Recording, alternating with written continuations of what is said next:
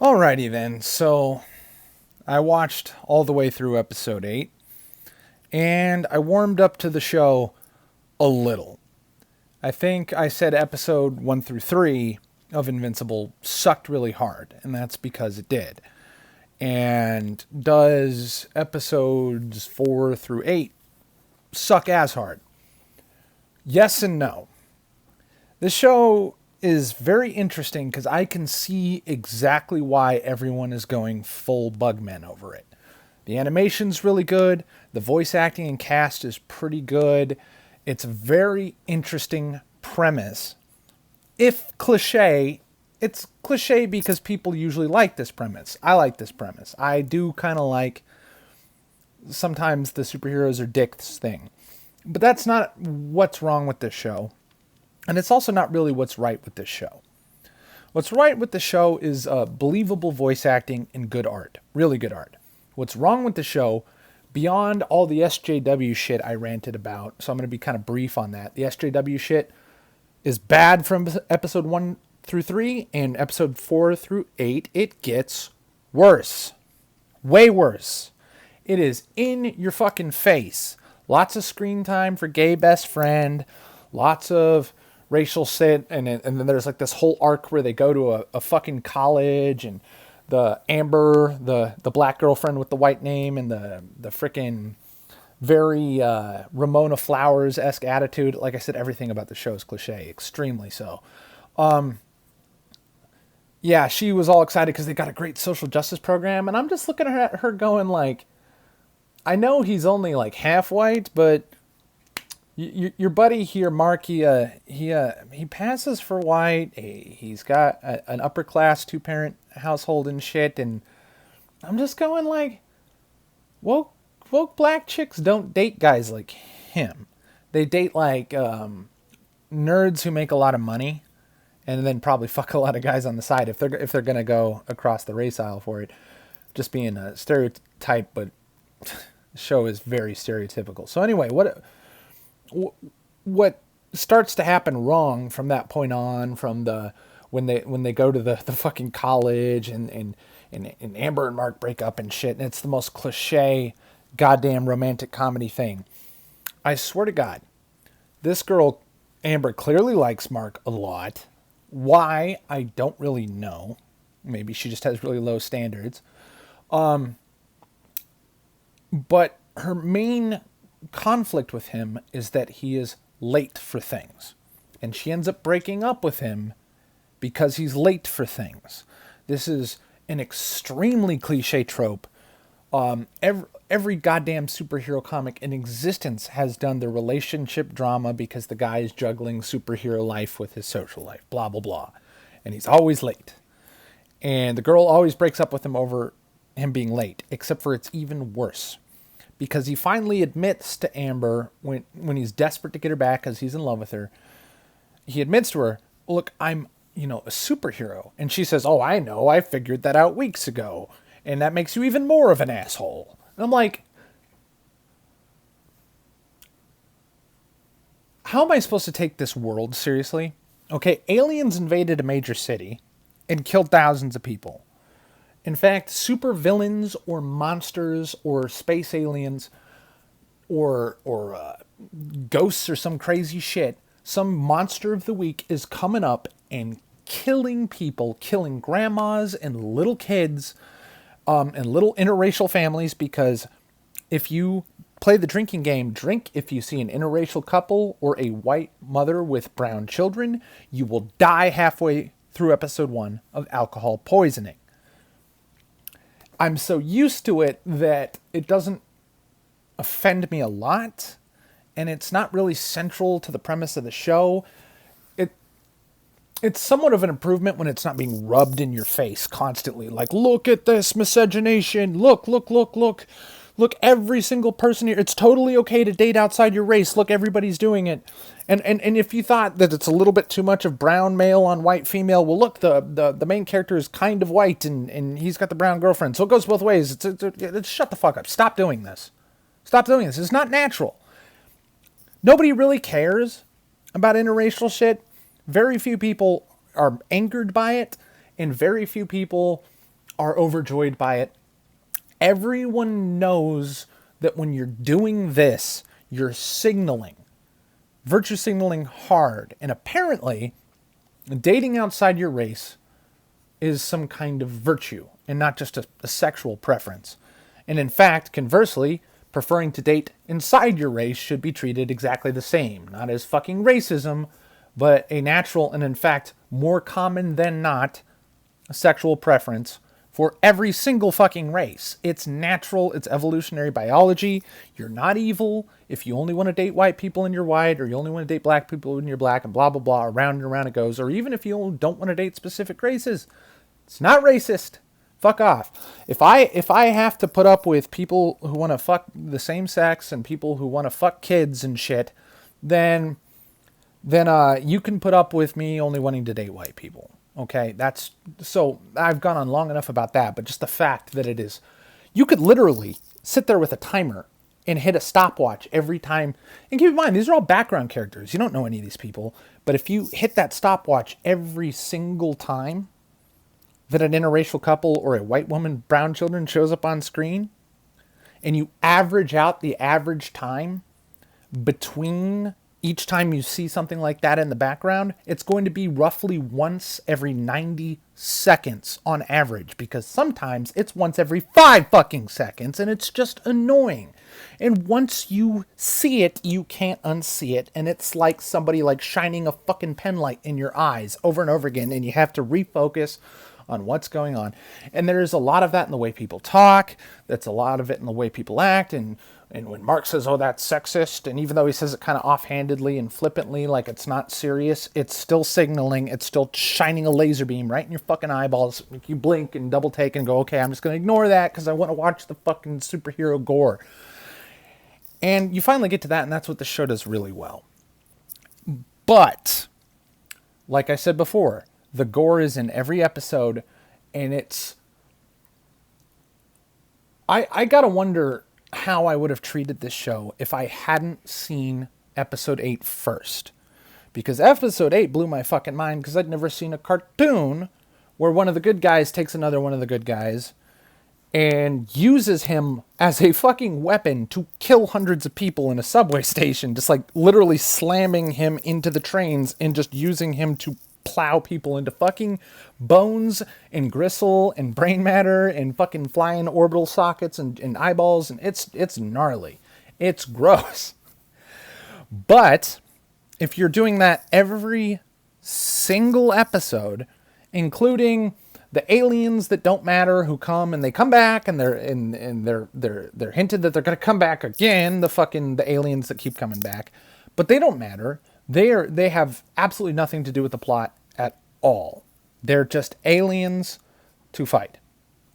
And there's like a fucking Lovecraftian great old one that is there. But it's just there to complicate an interaction between Invincible and Omni-Man, and it doesn't matter. The meteors that come towards Earth that they have to deflect for training or whatever, it doesn't matter. It's deliberately treated almost like a kind of comedic angle to make death and destruction and danger very banal, very, very it just happens every day. It's nothing. But if you're trying to wow me with gore and violence and shocking cruelty, extreme cruelty, and brutality, you're doing it every single episode, and you're doing it a lot of times with characters that don't matter. The only time I've seen a side character that just did, every single character besides like the central 5 characters of the show, like Mark's mom, Mark's gay friend, Mark's girlfriend, the teen team / the New Guardians, they're the only people in this entire show that matter. The villains don't matter. The existential threats don't matter. The gore doesn't matter. The violence doesn't matter. Invincible gets hospitalized no less than 3 times. Despite being technically invincible, he gets the Doomsday versus Superman treatment 3 times. So when Omni-Man pounds him into hamburger meat, bloody raw hamburger meat, and it looks like he's dying, keep in mind, That's not the first time I've seen this guy who is supposed to be invincible dying. It's the third time in 8 episodes. That's poor writing. You have to build to these things. You have to create an arc. And if you're just going origin story, almost dead, learns a lesson about not trusting criminals, almost dead, fights something that doesn't matter, almost dead, relationship drama, almost dead, and then he fights his dad, and you find out the big twist about why he has to fight his dad, and why his dad is a piece of shit who's out there killing superheroes, even though he's supposed to be Superman and has been one of the most popular and beloved superheroes of the entire world and the most powerful superhero of the entire world for 20 years, and then you find out he's actually an evil jackbooted thug who's just biding his time until he can take over Earth. When you drop that all on me all at once at the ending, and you didn't build that up, and the big drama of him dropping that down as he's telling that to Mark as he's beating him to fucking death. Keep in mind, I saw Omni-Man doing shockingly strange evil shit that wasn't explained and wasn't built in episode 1, and then very little came of it except for the drama of his wife who loves him coming to believe that her husband's a murderer, and that's the only build there. It has nothing to do with Mark. So these things aren't overlapping, they're not building evenly, there's no rhythm at all to this show. It is haphazard as fuck, and it reminds me more of watching Rick and Morty, which is an episodic show with very little linear episode-to-episode growth type shit. And it's used sparingly to great, only if you like the show. I know it's cliche to even say anything positive about the show, but at least with the first season that most people liked before the whole Szechuan sauce Pickle Rick bullshit happened. It was a show that was very episodic and wacky and stupid on purpose, but it built steadily, carefully, and patiently to moments of emotional depth. And even though everyone loves the wacky show, the thing that really hooked the fan base was that Rick and Morty had a build-up to emotional crescendos that connected with the audience. I watched people really wowed by when Marx says the one thing that makes his dad not kill him, and in fact makes his dad flee Earth. Everyone thought, wow. But the thing is, you didn't show me Mark having a good relationship with his father. You showed me Mark having a very strained and awkward relationship with his father. So when he basically says like, oh, even if I live for 500 years and everything else that I've ever loved is gone, well, I'll still have you, Dad. That's supposed to be like this big, heavy moment. And it was acted correctly between the characters. It was animated well, but it was written poorly. And it was built to haphazardly and fucking like with clutter. And it was clumsy and it was fucked up and they didn't do it right. And I struggled to like most of these characters. I think I liked Mark. I didn't like Mark's mom. Of course I didn't like Omni-Man. He's not supposed to be liked. I didn't like... I thought... I hated Adam Eve a lot less than I thought I would. She seemed like a very understandable character. Of course, they couldn't have any level of nuance or realism with her parents, which was her only little conflict of her having, something that everybody can relate to, especially women, which is the what my parents want me to be versus what I want to be type deal. That's all relatable. I understood that, and yet her parents are raving fucking lunatics. And they're fat, slovenly, ugly, selfish bastard people. And of course they are. They are the only married white couple in the entire fucking show. They are the only white people in a heterosexual relationship in the entire fucking show. So of course they're cartoonish bastards. Of course they are. Again, the laser beams are in my eyes, just searing my fucking vision, and I have to just sit there, pause the show, and just go, can you fucking not? and then hit play and watch that scene continue on for another 2 or 3 minutes of her parents being psychopaths. And I'm just, And then she goes off and just leaves the show basically for a couple episodes until she comes back to help with the whole Omni-Man thing. And that's her whole fucking arc. And then we got all these villains. None of the villains have arcs. The only villain who even has something like an arc, which is really Omni-Man has an arc. I guess that counts. But the black guy who turns into the Rock, I forgot his name. It's like Tyson or something like that.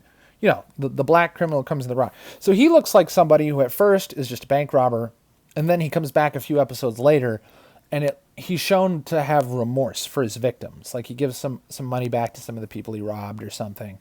And then he does the classic, you know, I'm robbing a bank, but it's insured. I'm stealing the bank's money. You're okay. And he tries not to hurt people on his way through and all that shit and helps somebody out.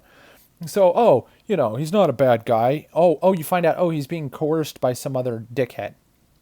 And then he tricks Mark, Invincible, into helping him fight that dickhead.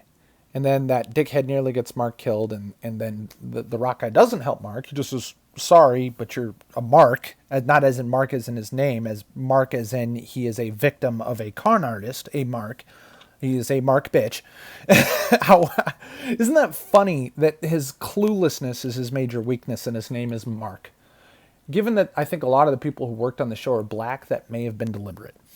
Or I don't know if the same goes for the comics. It may just be me overthinking it. But you know what I mean. I find it ironic. And then, you know, he says, I did it all for my family and stuff. But like the way he convinces Mark to help him is this thug, robber, criminal, muscle dude for organized crime says, I'm not a criminal. And the subtext is, I'm not a criminal. I just do felonies because I owe a white man money. Fuck off! God, that's goddamn bat signal in my fucking face. Just being kamehameha'd by SJW lasers. Fucking stop. Please, God, stop doing that. You don't have to do it every 10 seconds with every fucking character. Because somewhere in this show is a show that's really good. As good or better than The Boys. But it's like you take like a gold bar or maybe a silver bar because this isn't gold, but there's something precious in here, right? And then you just cover that with like just this film, like this gross kind of brown film. Like you ever been to a heavy smoker's house and there's just nicotine all over everything, like that. There's just like this viscous, sticky, smells bad shit, and it's all over this metal, and you can wash and you can polish and you can kind of try to ignore the film, but it's all over it, all over every inch of it, and there's no piece of this fucking metal bar that is clean. I tried like hell because a lot of my friends like this show, and I want to like this show. I love this premise. I could go full Bugman for it. I'm down. Let's do it. It reminds me kind of like part of the reason why I can't watch anime is because for every one thing any anime does right, there's like 1,000 things it does wrong. And I can't just put it away because it's too much. Like when I was younger, I thought Naruto Shippuden was really cool. The original series that everyone hooked on, I thought was awful. Like original Naruto was cancer, but Shippuden kind of grew up a little bit like the characters did. And for like the first couple seasons, I was down. There was a lot less filler. Shit was happening. And then all of a sudden, right in the middle of the fucking ninja war, the big crescendo of all the storyline arcs, and it literally became hundreds. I'm not kidding. I'm not exaggerating. Take 10 episodes and another 10 episodes and another 10 episodes till you get 100 in a row of filler that does not move the main plot a fucking inch. I cannot tolerate shit like that. This show moved too fucking fast. It has too fucking many characters, and it treats them flippantly, deliberately, to kind of keep this kind of kitschy quirkiness to the show. Like, oh yeah, these crazy characters can just come in and go. And they sort of kind of teach an episodic lesson to Mark, or they might not. But they don't really matter. They just take up a fuckload of screen time and they don't matter. You could have in 3 episodes gone from origin story Mark to fight with Omni-Man if you cut out all the bullshit. Or You could spend your time doing a better job and actually using fucking screen time to work out. Shield looking for ways to pin the Guardian murders on Omni-Man. Maybe have Mark have more interaction that goes between selfishness to love with Omni-Man. Because I'm supposed to believe that Omni-Man spared Mark out of love after telling him, Mark, your mother I consider like a fuck toy, basically, a pet. She's not a person to me. And in fact, Mark, even though you are far more like me than any other human, and therefore I don't think of you like an ant, I will still kill you and replace you, and it won't fuck with me at all, because growing another 18-year-old kid is a blink of an eye in my thousands of years lifespan. I have all the time in the world to undo your bullshit, Mark. And then he has a flashback to something that was never set up, where right in the middle of him literally about to kill Mark, it stops for 2 minutes and explains that once upon a time, when Mark was like 7, for just a second, Omni-Man understood human love and joy and appreciation for the innocence of a child, and he realizes what he's doing was wrong right there, spur of the moment, out of the blue. And it's like we literally had to drop a scene in from the fucking sky to explain why Omni-Man doesn't obliterate Mark. Right then and there. Because he could. He'd probably kill Mark with a single blow, and he's been beating him for 15 fucking minutes straight. Because he wants to torture him. Because he doesn't care about this kid at all. And then all of a sudden he remembers something from a decade ago and decides that, oh my god, I'm actually a monster. I actually realize what I'm doing is wrong. Up until that point, the only fucking conflict you ever see in Omni-Man is that when shit comes up about the Guardians, for just a second, he looks around his face like he wishes he didn't have to do what he did. And that's all the intrigue you get for why did Omni-Man do this? And I already knew why he did it watching it. So I'm watching going, when are you going to show me why he did that and why he might wish he didn't have done that?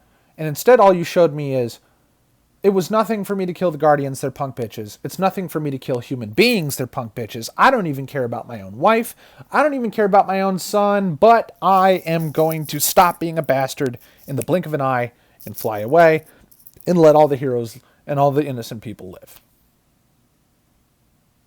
What?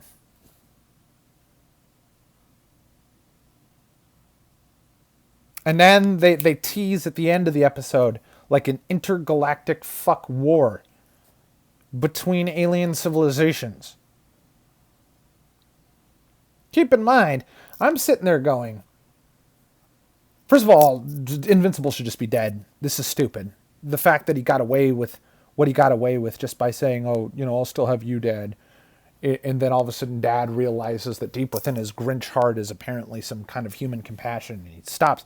But the thing is, if he went back to Vitrium, or whatever the fuck the place is called, and told all the other Vitramites, who are all Supermans, every last one of them on the planet, that he couldn't solve this problem, imagine if they sent 2 Omni-Mans.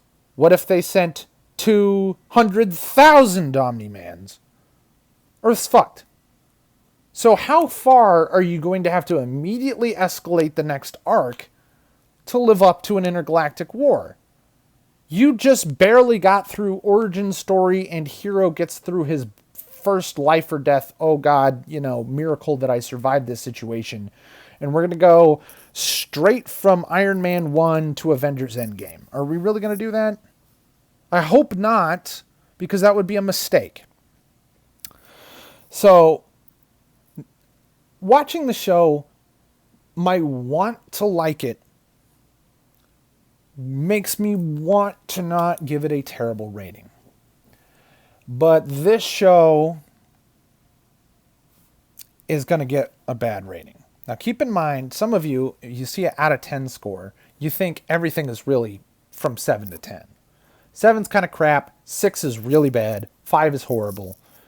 10 is really great. Like, really, really great. And the best thing ever is also a 10. But also something that's really great, but it's not even anywhere in my top 20 favorite of whatever the fuck this. It's still a 10. No, I don't do that grading system. Everything starts at a 5. Nobody gets to start at a 10. Nobody starts at a 7. Nobody starts at an 8. Start at a 5. Every time I like your show, we go towards 10. And then every time I hate your show, we go towards 1. Invincible ends at like a 3. Invincible is a 3 out of 10 show. It is a D-. Almost an F. I'll say the show passes. Just barely. Because there are things I like about it a lot. There is potential. Wasted potential, but there is potential in this show. And there was a lot I liked in the show. So if there's a lot I liked in the show and I give it a 3 out of 10, the fucking avalanche of bullshit that this show gives from writing angles and prose angles and fucking dialogue angles and fucking relatability angles and plot angles and fucking structure angles and goddamn pacing angles and editing angles and fucking... dude, there's a bazillion different angles where this show fucks up royally. The fucking score sucks. I hate this fucking kitschy fucking Boondocks fucking hip-hop fucking techno shit. Fuck off. Dude, there's so much I hate about this show. But when I'm faced with like walls of CalArts, Bauhaus fucking bullshit, like this reductionist postmodern art and everything looks like Steven Universe and fucking every show has got like the worst fucking voice actors in the universe because I'd say about 95 out of 100 American voice actors suck dick. They suck dick really hard. In fact, this shows how worthless voice acting, especially professional voice actors, are. Almost every single character in the show, with the exception of a few, were not voiced by professional voice actors. They were voiced by professional actors. Like fucking J.K. Simmons. You know, obviously the best guy on the show.